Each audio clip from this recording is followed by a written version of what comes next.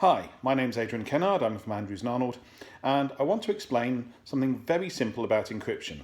And we're thinking about things like iMessages between iPhones, that sort of thing.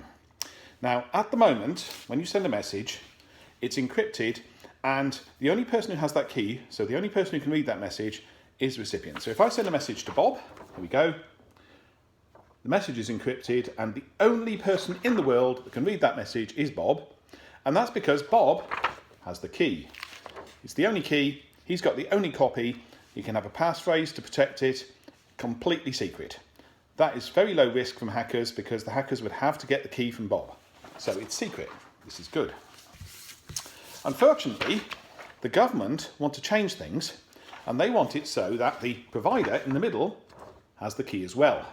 Now obviously a provider could do this, but suddenly you've made the whole system a lot weaker, because to do this, you have to trust the provider, and the plan is that basically government can come along and ask the provider to decode the message using their key.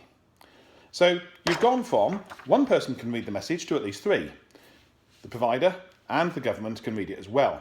Now, obviously, the government would say you can trust them, but can you trust the provider? How do you know that the provider is not going to be stupid and get hacked and lose the key?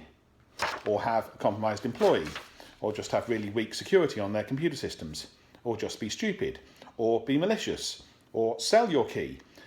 You have to trust someone else. So you've gone from a system where Bob had to look after the key, and that's all he had to do to make sure his communications were secure, to a system where we have to now trust the provider and their IT systems and all their employees and the government.